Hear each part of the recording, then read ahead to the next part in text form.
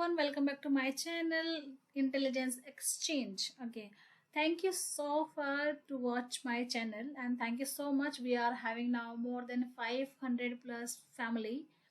Though today topic we are going to discuss about break and continue. Before that, I will recap the session which I have recorded in the last.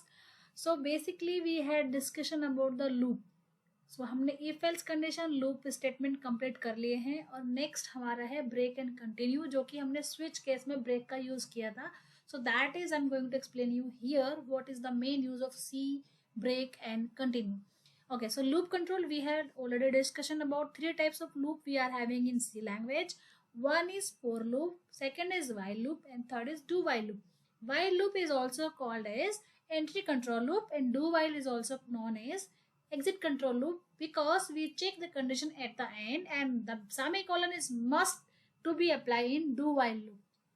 For loop, in for loop, we have to pass initialization, condition, increment and decrement all together, or you are having the option condition you can mark in a for and initialization the same way you can do like you does in while loop and do while loop. So that you can check in my last video.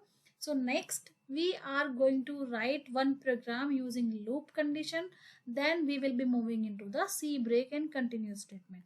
So for you, I have written one code here that I'm going to write in Turbo C++ as well. The program name is write a program to calculate the sum if first and natural numbers.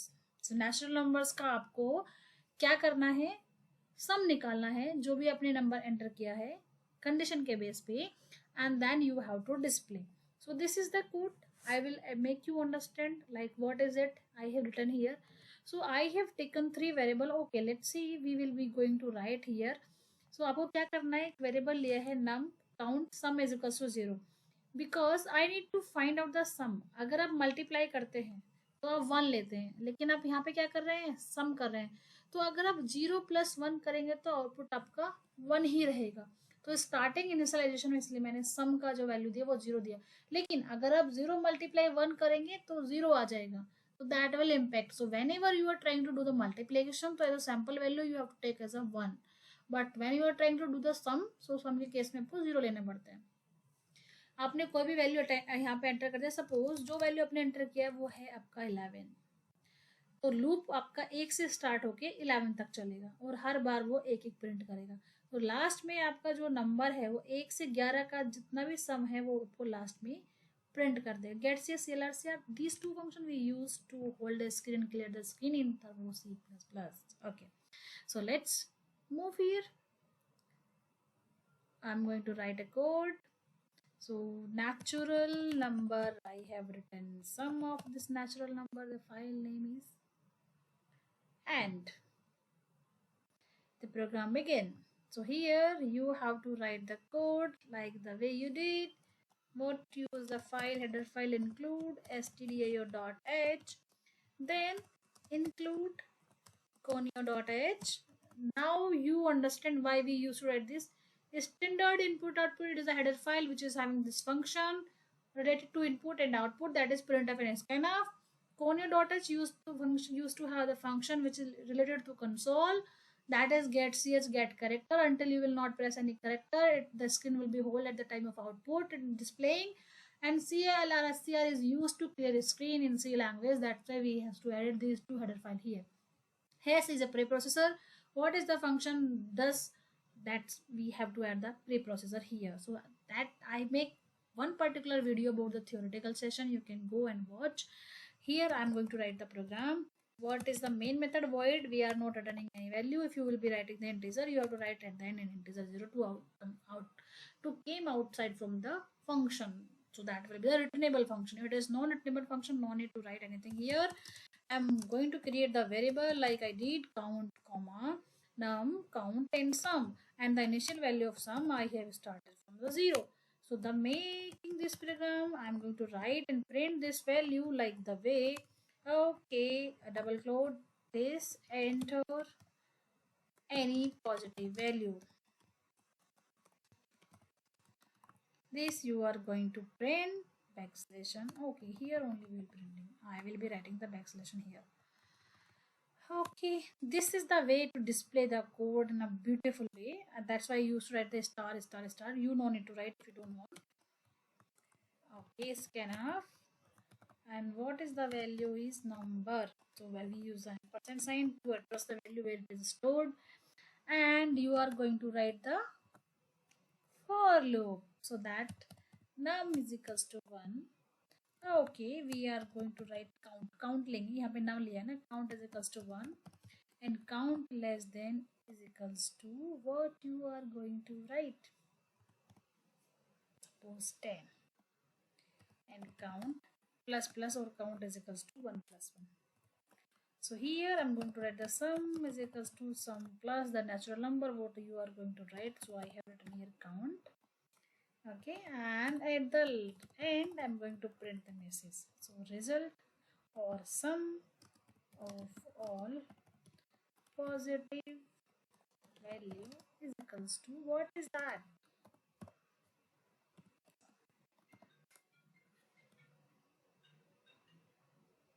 Okay, and then you are going to write the get CA, CLRSCR function, and you will save this code. Control F9, enter any positive value. I have entered 20. Sum of all positive values equals to 11. Why it is so? Because it will start from 1 and it will end from 10.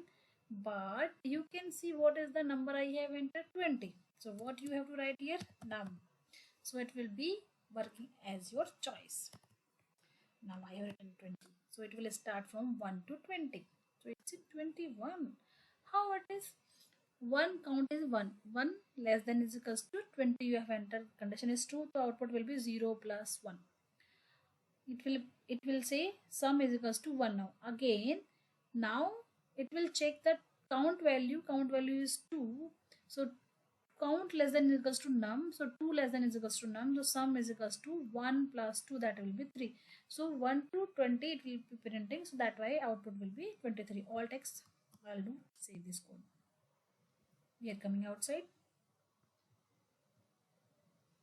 This is the code which I have written. This was about the for loop function. Now we are coming into the next topic, that is break, and continue in C programming language. So basically what is the break statement? I'm going to write the definition here. So basically the break, you can type the break statement. Okay, so break statement basically used to end the code. So if you will be writing end the loop or switch case, anything you can use immediately. Okay, don't goes on my English things that you can check immediately when it is encountered. This is the definition I have written for you if you are the student, so you can write the break statement and the loop immediately when it is encountered. मतलब वो जब खत्म हो जाता है, अगर आपने break लिखा है, जहाँ पे भी ब्रेक लिखा है वो लूप जो है आपका वो एंड हो जाएगा और उसके बाद में वो एग्जिट हो जाएगा. उसके लिए हम इस चीज़ का यूज़ करते हैं. और the syntax is break. Simple आपको ऐसे लिखना होता है ब्रेक. सो ये कैसे वर्क करता है वो देख लीजिए. सपोज मैंने यहाँ पे एक कंडीशन लिखा है वाइल, और ये मेरा एक कंडीशन है. यहाँ पे मैंने एक कंडीशन दे दिया है. इस कंडीशन में मैंने यहाँ पे इफ लगाया है. इफ में मैंने कोई भी एक्सप्रेशन दिया है. यहाँ पे आपको समझने के लिए कंडीशन की जगह हम यहाँ पे एक्सप्रेशन रख देते हैं. मतलब ट्रू लिख दिया, ट्रू फॉल्स बूलियन ले लिया मैंने. एक्सप्रेशन मतलब कोई भी ट्रू फॉल्स ले लिया यहाँ पे, और यहाँ पे मैंने कंडीशन दिया ट्रू फॉल्स. वो ट्रू फॉल्स में मैंने यहाँ पे लिया और कंडीशन के अंदर मैंने यहाँ पे ब्रेक रखा. तो इस केस में क्या करेगा, वो चेक करेगा कि ये वैल्यू ट्रू है. ओके ट्रू है, तो ये कंडीशन चेक करेगा और बाहर आ जाएगा. ये इस तरीके से काम करता है. डू वाइल के केस में डू वाइल के केस में डू वाइल की तरह से करेगा, और आपका फोर लूप में फोर लूप के लूप की तरह से काम करेगा. लेकिन ब्रेक को लिखने का तरीका यही होता है. अब देखो, मुझे छोटा सा एक प्रोग्राम बनाना है कि मैंने जो भी नंबर एंटर करे हैं, सपोज अभी पहले मैंने प्रोग्राम बनाया है 1 to 10 तक. आपने कोई भी नंबर एंटर करा है या फिर एंटर अगर तो वो आपका सम करेगा. लेकिन अगर यूज़र गलती से निगेटिव नंबर एंटर कर देता है तो मुझे लूप के बाहर आ जाना चाहिए. मुझे ये कोड लिखना है. So what is the program you are going to write? For the example I am going to write here. So write a program to calculate the sum of numbers. Okay.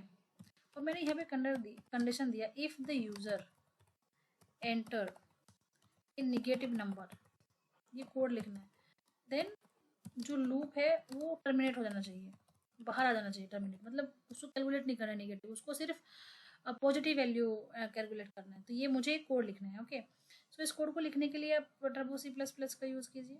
Okay, यहाँ पे इसको बाहर से आ जाते हैं, turbo C plus plus use करते हैं। यहाँ पे हम एग्जाम्पल लिखते हैं ब्रेक, ब्रेक हम एग्जाम्पल लिख रहे हैं, तो मैंने फाइल का नेम ब्रेक दे दिया है।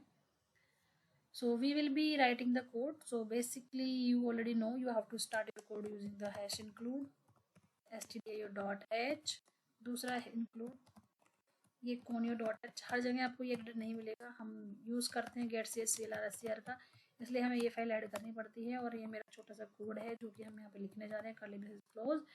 यहाँ पे मैंने एक वेरिएबल लिया है इंटीजर आई। ओके, तो दूसरा मैंने वेरिएबल यहाँ पे डबल में ले लिया। आप इंटीजर में भी ले सकते हैं, अगर डबल में यूज़ करेंगे तो एलबी का यूज़ करना पड़ता है, आपको पता है। सपोज डबल में मैंने यहाँ पे नंबर ले लिया और मैंने सम ले लिया। सो हम 0 भी ले सकते, 0.0 भी ले सकते हैं अगर आपने डबल लिया। लेकिन अगर आप इसको इंटीजर लेंगे तो आपको यहाँ पे 0 लेना पड़ेगा। तो मैंने सम की वैल्यू साथ में असाइन कर दी, आप अलग भी असाइन कर सकते हैं जैसे मैंने लास्ट टाइम की थी। सम इज इक्वल्स टू 0.0, क्योंकि ये मेरा डबल टाइप का वेरिएबल है। दो वेरिएबल आप इस तरीके से भी असाइन कर सकते हैं जिस तरीके से मैंने यहाँ पे किया है, या फिर इसको सेमीकोलन लगा के इसको अलग से असाइन कर सकते हैं और अलग से इसकी वैल्यू असाइन कर सकते हैं। ये आपका तरीका होता है वेरिएबल को असाइन करने के लिए। ये मैंने एक सेपरेट वीडियो में बताया हुआ। मैंने यहाँ पे फॉर लूप रखा और इसका मैंने ऑलरेडी आई डिफाइन किया, तो मुझे यहाँ पर डिफाइन करने की जरूरत नहीं है। तो मैंने वैल्यू स्टार्ट करा आई इक्वल्स टू 1 और आई लेस देन मैंने 10 लिखा यहाँ पे, और आई 10 के बाद में यहाँ पे आई का इंक्रीमेंट कर दिया 1 से। इसके बाद में मैं इसको सम करने वाली हूँ, तो मैंने इसके अंदर में यहाँ पे एक प्रिंट स्टेटमेंट दे दिया और यहाँ पे मैंने बोला एंटर नंबर। तो एंटर एनी नंबर आपको यहाँ पे करना है, एंटर एनी नंबर, कोई भी नंबर आप यहाँ पे एंटर करेंगे। और यहाँ पे एंटर करने के बाद में उसको नंबर को मुझे स्कैन कराना है। तो यहाँ पे हम क्या करते हैं ना, कोई भी नंबर जो आप एंटर करेंगे \n दे देते हैं, थोड़ा अच्छा लगेगा दिखने में, नेक्स्ट लाइन में आएगा।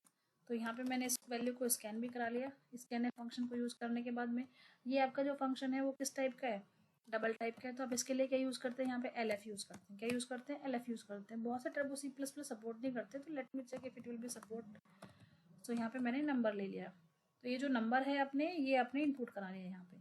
और इसके बाद मैंने कंडीशन दिया, इफ़ ये जो नंबर है आपका जो आपने इनपुट करा है, यदि ये लेस देन है 0.0 से, लेस देन है तो ये मतलब माइनस में जाएगा। इसका भी मैंने कोड एक आपको एग्जांपल दे रखा है। तो अगर माइनस में जा रहा है ना, तो ये मैंने ब्रेक लगा दिया, तो ये आपका जो कोड है वो बाहर आ जाना चाहिए। और अगर माइनस में है तो बाहर आ जाएगा, और नहीं है तो उसके बाद में आने के बाद में ये सम करेगा यहाँ पे, मतलब बाहर आ जाएगा। अगर माइनस में तो बाहर जाएगा, सम नहीं करेगा, सम ये बाहर वाले नंबर पे करेगा। और वो मैंने सम प्लस नंबर लिख दिया यहाँ पे, जो भी नंबर आप एंटर कर रहे हैं ना उनका सम करके आपको दे देगा। तो ये मैंने यहाँ पे लाइन में इस तरीके से प्रिंट कर दिया। और उसके बाद में मैंने इसको यहाँ पे बंद कर दिया फॉर लूप को। फॉर लूप को बंद करने के बाद में मुझे प्रिंट भी कराना है, तो प्रिंट कराने के लिए आपने क्या यूज़ करा, यहाँ पे sum is equals to percentage. अब मैंने यहाँ पे LF का यूज़ किया, वो मैं आपको थोड़ा सा बातें बताऊंगी मैं क्या यूज़ करने वाली हूँ यहाँ पे। इस सम मैंने यहाँ पे इस तरीके से सिंपल तरीके से प्रिंट करा दिया। और अभी आप क्या यूज़ करेंगे, गेट ch, ये तो आपको यूज़ करना पड़ेगा, नहीं तो आपको स्क्रीन थोड़ा देर के लिए होल्ड नहीं होगा। स्क्रीन भी हम यहाँ पे यूज़ कर लेते हैं, control F9। Enter any number, suppose मैंने यहाँ पे कोई भी नंबर एंटर किया, जो कि मैंने यहाँ पे सपोज ये नंबर मैंने 2.5 मैंने यहाँ पे एंटर कर दिया। ठीक है, ये मैंने यहाँ पे नंबर एंटर किया। और अभी मेरे से दूसरा नंबर पूछ रहा है, तो मैंने ये 1 यहाँ पे मैंने 4.5 इनपुट कर दिया। और फिर से मुझे नंबर पूछ रहे हैं, तो मैंने 3.4 इनपुट कर दिया। फिर से मुझे नंबर पूछ रहा है, तो मैंने अब की बार ना -2 कर दिया नंबर एंटर। तो ये सम निकाल के दे दिया और बाहर आ गया। -2 के बाद इसने कुछ नहीं किया, क्योंकि मैंने कंडीशन दिया है कि ये फॉर लूप आपका 10 तक चलेगा। लेकिन अगर बीच में इसको यहाँ पे कोई भी वैल्यू मिल जाती है नेगेटिव, तो ये बाहर आ जाएगा, 10 तक नहीं चलेगा। अभी आप देखिए, फिर से हम इसको रन करते हैं कंट्रोल F9। मैंने सपोज ये वैल्यू 1 एंटर किया, उसके बाद मैंने 2.2 एंटर किया, और डबल है तो इंटीजर भी एंटर कर सकते हैं, ऐसा कुछ नहीं है। 3.4 एंटर किया, यहाँ पे 4.5 एंटर किया, 1 2 3 4, और ये मैंने 5 इनपुट कर दिया। और ये मैंने 6 इनपुट एंटर किया, 7 इनपुट एंटर किया, 8 इनपुट एंटर किया। ये जाएगा 10 तक, लेकिन मैंने बीच में क्या करा, माइनस नहीं एंटर कर दिया, उसको मिल गया क्या, माइनस, तो इसलिए उसने सबका सम प्रिंट कर दिया। Correct. So this is the use of break. तो ब्रेक क्या करते हैं, आपके जिस कहाँ जहाँ पे भी आप ब्रेक लगाएंगे वहाँ पे वो कंटिन्यू नहीं रहेगा, वो एग्जिट हो जाएगा। अब कंटिन्यू का मतलब क्या होता है, अब हम नेक्स्ट टॉपिक पे बात करते हैं कंटिन्यू की। हमारा कंटिन्यू का मतलब क्या होता है, हम अपने नोटपैड फाइल पे आ जाते हैं और आपको कंटिन्यू का मीनिंग समझाते हैं। अभी ये कोड तो मेरा हो गया कंप्लीट, मैंने एक्सप्लेन कर दिया। अभी हम बात करते हैं कंटिन्यू स्टेटमेंट की। ये कंटिन्यू स्टेटमेंट है आपका। ये स्टेटमेंट हम क्यों यूज़ करते हैं, बेसिकली दिस स्टेटमेंट्स, और यहाँ पे हम सिंपल लैंग्वेज में डेफिनेशन बना के ही लिख देते हैं। तो यहाँ पे आप इस तरीके से अपने एग्जाम के लिए फायदेमंद रहेगा। The continue basically this statement क्या करता है, ये स्टेटमेंट आपका स्किप द करंट इटरेशन। जहाँ पे आप कंटिन्यू करेंगे तो इट विल स्किप्स द, यहाँ पे एक डेफिनेशन लिख देते हैं, ये आप नोट करके रखना, अगर आपका एग्जाम है तो आपके काम आएगा, और अगर आप वर्किंग है तो जस्ट टू चेक कि ये होता क्या है, क्योंकि ये इंटरव्यू में आपके जावा बैकग्राउंड से हो, आप किसी भी बैकग्राउंड से हो, तो ये आपसे पूछा जाता है। तो यही डेफिनेशन मैंने आपको बताई है, जो मैंने यहाँ पे टाइप करी है। Basically the continue statement skip the current iteration of loop and continue with the next iteration. अगर आपने ब्रेक कर दिया उसके बाद में कंटिन्यू लगा दिया, तो जहाँ से आपने ब्रेक करा है वो वहाँ से कंटिन्यू करेगा। सो इसके लिए हम कंटिन्यू का यूज़ करते हैं, एज सिंपल एज, जैसे इसका नेम बता रहा है। तो ये इसका स्टेटमेंट होता है लिखने का तरीका सिंपल। इसमें भी वाइल कंडीशन लगाएंगे, यही वाला चीज़ आ जाएगा, लेकिन यहाँ पे क्या लिख देंगे आप, ब्रेक की जगह एग्जाम्पल, इसमें ही हम पेस्ट कर देते हैं, और ये ब्रेक हटा के यहाँ पे क्या लिख देते हैं, कंटिन्यू। ये आपका यहाँ पे आ गया। ओके, अभी हम बात करते हैं दूसरे इसकी। अभी हम इसका एक छोटा सा कोड लिख रहे हैं। मैंने सेम एग्जांपल जो अभी आपको बताया है, टू चेक द नंबर, तो इफ द नंबर एंटर करेगा निगेटिव, तो मुझे क्या करना है, it's not added to the result, मतलब वो कंटिन्यू करेगा, लेकिन मैंने रिजल्ट में उस चीज़ को ऐड नहीं कराया, मतलब वो एग्जिट नहीं करेगा। अगर आप उसको निगेटिव नंबर देंगे तो वो नेक्स्ट नंबर पे जंप करेगा। तो ये मुझे कोड लिखना है, मैं उसी कोड में चेंज कर देती हूँ, थोड़ा सा आपको सावधानी रहेगी, है ना।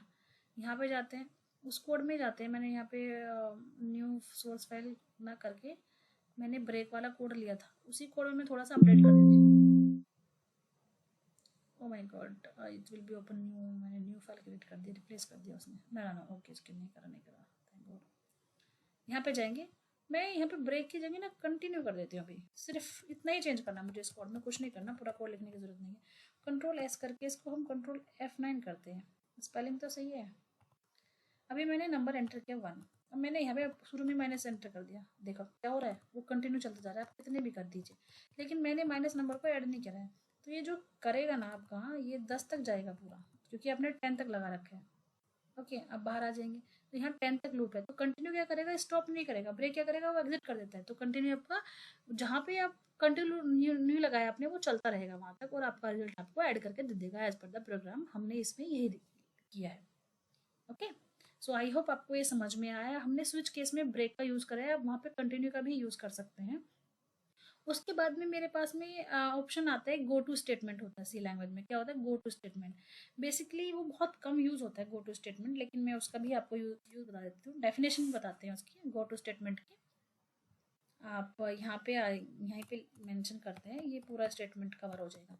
तो गो टू स्टेटमेंट होता है सी लैंग्वेज में, क्या होता है go to statement C language में। तो इसका मतलब क्या होता है, बेसिकली इट इज अलाउ, ये क्या करता है आपको, ये डेफिनेशन लिख लीजिए, it is allow us to transfer. Go to के मीनिंग से ही समझ में आता है आपको, program to the specified label.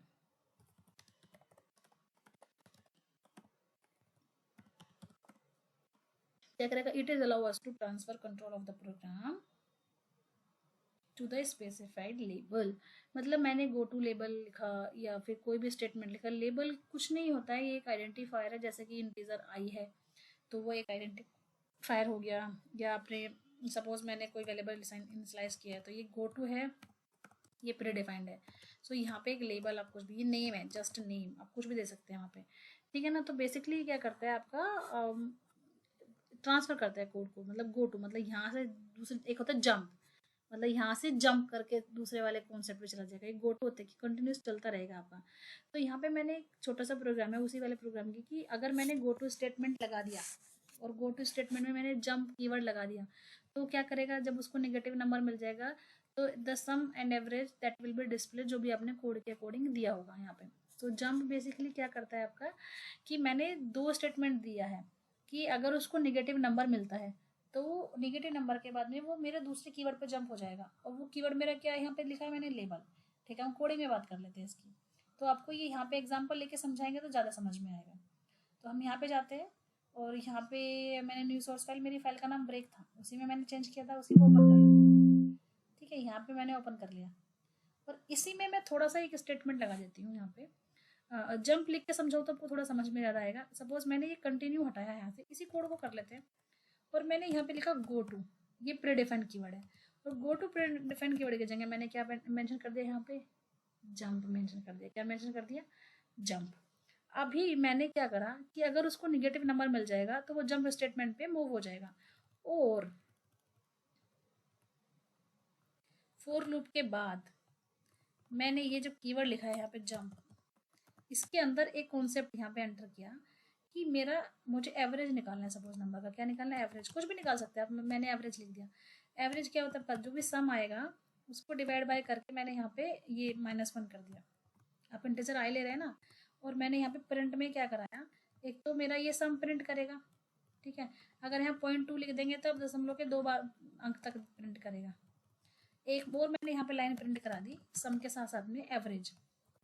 तो मेरा एवरेज यहाँ पे मैंने प्रिंट किया परसेंटेज, ये भी हम 0.2 तक करा देते हैं, चलो 3 तक करा देते हैं। LF यहाँ पे आ गया और मेरा जो भी आएगा मैंने वो AVRAG मेरा वेरिएबल का नेम है। तो अभी देखना कितना अच्छा कॉन्सेप्ट है। मैंने कंट्रोल F9 किया, oh my God it is giving the error. मैंने वेरिएबल का नेम अनडिफाइंड ओके, ये मैंने डिफाइन नहीं किया एवरेज यहाँ पे ना। तो यहाँ पे आप इसको ऐसे डबल करके डिफाइन कर दो, यहीं पे कर देते हैं, कोई दिक्कत नहीं है। Control F9। अब मैंने कोई भी नंबर एंटर किया, 1 2 3 4.4 5.5, और अब की बार जो नंबर आया उसमें मैंने -6.2 एंटर कर दिया।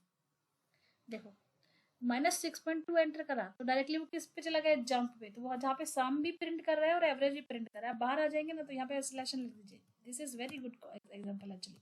तो यहाँ पे जंप का मतलब है कि जो भी आप लेबल यूज कर रहे हो उस लेबल पे जंप कर जाएगा, जो भी आपको देना पड़ेगा।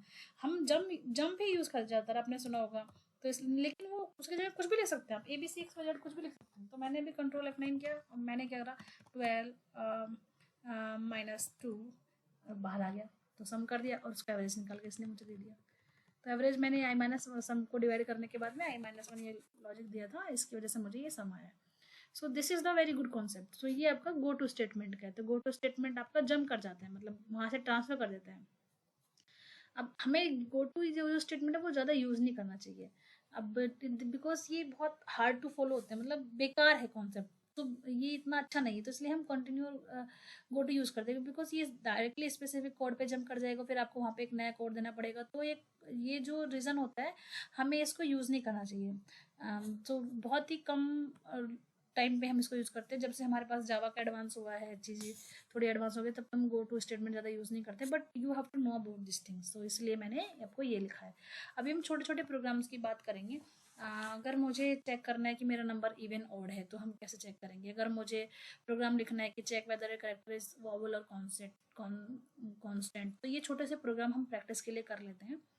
तो पहले हम बात करते हैं कि मुझे एक प्रोग्राम लिखना है जिस प्रोग्राम में आपको प्रिंट कराना है कि अगर आपका जो नंबर वॉवल हमें प्रिंट कराना है, ये इसमें आपका ये इफ एल्स के सारे कॉन्सेप्ट कवर हो जाएंगे। तो मैं यहाँ पे ये कोड लिखने वाली हूँ। ओके, तो आप ये कोड को चेक कर लीजिएगा, फिर हम इस सेशन को यहाँ पे एंड करेंगे और नेक्स्ट सेशन पे हम मूव करेंगे। तो बेसिकली जो वॉवल्स होते हैं वो कैसे होते हैं आपके A E I O U, और जो आपके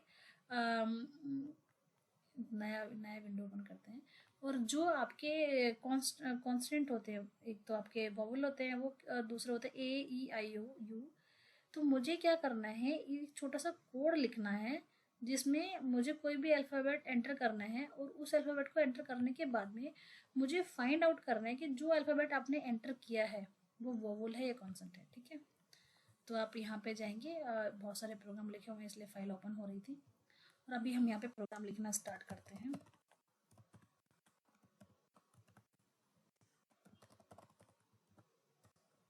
मैं ये टॉपिक यहीं पे फिनिश करना चाहती हूँ, इसलिए मैं सारे कोड यहाँ पे एक्सप्लेन कर रही हूँ आपको। वैसे मैं सेपरेट भी एक्सप्लेन करने वाली हूँ कोडिंग को, ठीक है। इस एग्जाम्पल के बाद हम सेपरेट प्रोग्राम के लिए नया फाइल बनाएंगे। तो मैंने यहाँ पे एक कैरेक्टर लिया है, कुछ भी, क्योंकि आप एक कैरेक्टर एंटर करने वाले हैं। यहाँ पे वो लोअर केस भी हो सकता है या अपर केस भी हो सकता है। हमने सपोज लोअर केस नाम का एक वेरिएबल ले लिया, और एक मैंने यहाँ पे वो ले लेती इसका नाम, आपको याद रहेगा। मैंने एक अपर केस का ले लिया। नाम अगर आप अच्छे से देंगे तो आपको अच्छा रहेगा। तो मैंने यहाँ पे एक प्रिंट फंक्शन लिखा है, और प्रिंट एफ में मैंने यहाँ पे लिखा एंटर एनी अल्फाबेट।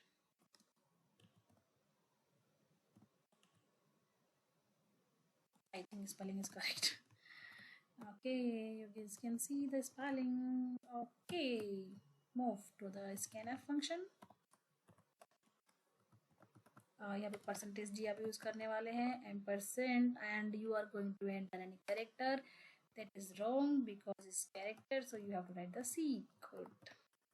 Now हमें evaluate करना है, तो मैंने एक वेरिएबल लिया है यहाँ पे, और उसका नेम मैंने दिया है लोअर केस, एंड कंडीशन में भी दे सकते हैं आप, और यहाँ पे भी लिख सकते हैं। मैंने कहा अगर ये इफ वेरिएबल जो आप एंटर कर रहे हैं कैरेक्टर, वो जो है आपका अगर लोअर केस है, तो उसके लिए मैंने यहाँ पे सिंपल सा डिफाइन करा है।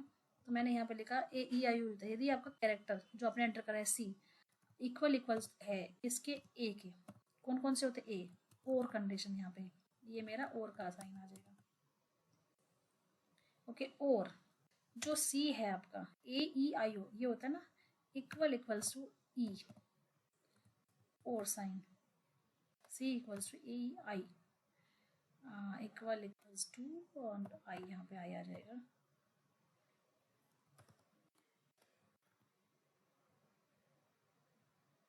ओ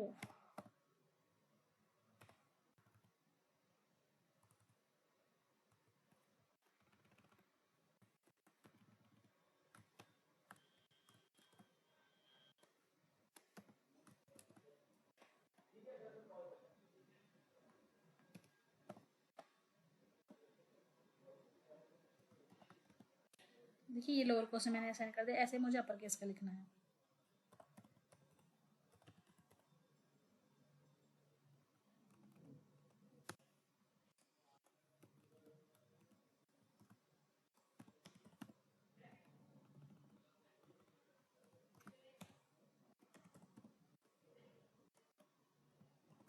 अब कैपिटल C लिख दीजिए, यहाँ पे कैपिटल A आ जाएगा।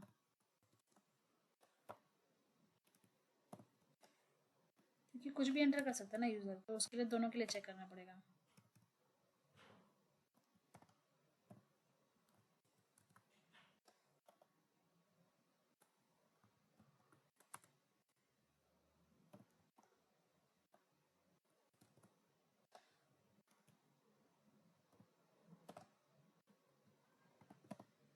तो ये मैंने यहाँ पे ये लिख दिया। अब मुझे सिंपल, मैंने ये यहाँ पे इसलिए लिखा क्योंकि मुझे कंडीशन में इतना बड़ा लिखने की जरूरत नहीं पड़ेगी। मैंने सिर्फ यहाँ पे कंडीशन लगाया है।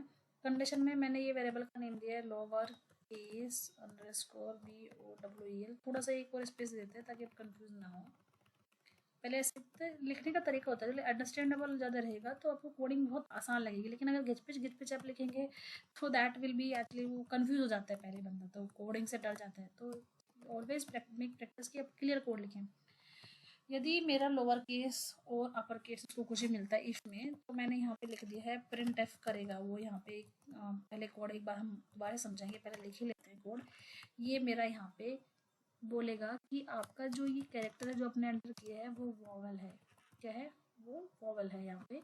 और ये जो वॉवल है यहाँ पे आप कुछ भी इसको दे सकते हैं। यहाँ पे मैंने कैरेक्टर असाइन कर दिया C का। ओके, और यहाँ पे मैंने कंडीशन दिया है कि या तो ये रहेगा या फिर एल्स, मतलब जो भी, हम सिर्फ वॉवल चेक कर रहे हैं।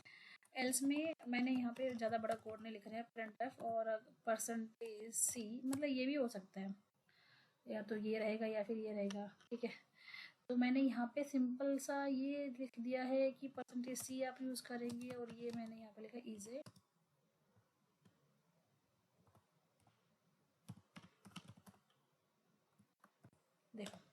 अभी बहुत सिंपल कोड है, गेट सीएच वगैरह लिखा है क्या? नहीं, ये लिखना पड़ेगा मुझे।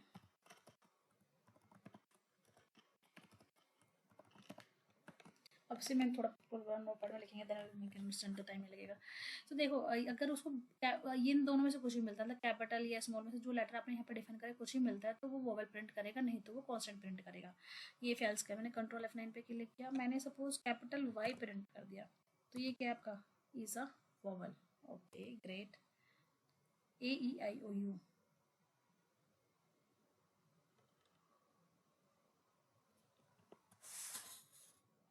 बट इट शुड बी, मैंने परसेंटेज सी का यूज़ करा है, परसेंटेज सी। ओके, और इसको मैंने प्रिंट करा दिया है, और यहाँ पे भी मैंने इसको प्रिंट कराया है। एंड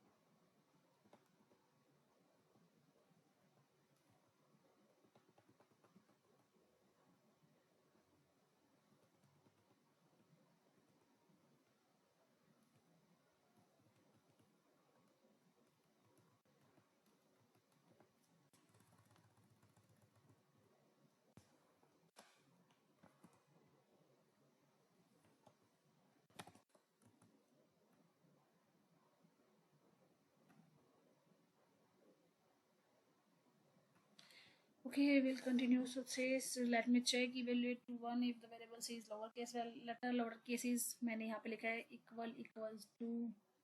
ओके ये मैंने यहाँ पे स्टार्ट किया है, c is equals to a, अगर a के बराबर है, और कंडीशन में दिया है यहाँ पे अगर e के बराबर है, या फिर आपका यहाँ पे स्पेस दीजिए, थोड़ा सा और स्पेस यहाँ पे हम देंगे, और थोड़ा थोड़ा स्पेस यहाँ पे हम देने वाले हैं। Let me check the output, यहाँ पे स्पेस, और everywhere will be writing the space.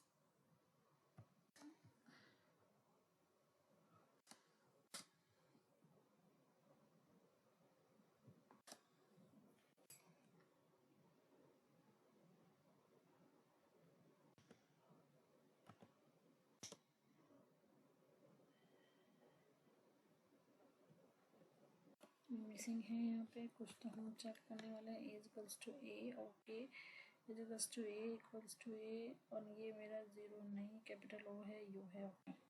Control F9 करते हैं, अभी मैं यहाँ पे कैपिटल ए एंटर करती हूँ, A is vowel, so that was the wrong actually, we were typing A E, okay under control F9, अभी आई वाई एंटर कर दी, it should be the constant, okay that will be the code, and I have written here same message. बहुत छोटे छोटे ध्यान रखना पड़ता है चीज़ों का, देखो मुझसे भी मिस्टेक हो जाता है। सो प्रैक्टिस करते रहिएगा कोडिंग की। ओके अभी अगर मैं यहाँ पे रन करते हूँ जी, ओके मैंने कुछ एंटर नहीं किया, तो जी एंटर करते हैं कैपिटल में जी, तो जी इज अ कांस्टेंट, स्मॉल में जी टाइप करते कांस्टेंट, और अगर EIOU दो अल्फाबेट वो अपने मैंने ई यूज़ कर दिया, तो E is a vowel, and EIOU U भी हम चेक करते हैं, यू इज़ अ वोवेल, अब सेम हम कैपिटल यू में चेक करते हैं, that is the vowel. Okay, so this concept is finished here. If you are having any doubt, please check my video and ask in a comment. I will try to give you a more example to clear your doubt. If you like the way I teach you, please subscribe my channel, and thank you so much for watching Intelligence Exchange. And I'm very much happy to you welcome in my family Intelligence Exchange. Kindly subscribe my channel. Thank you so much, guys.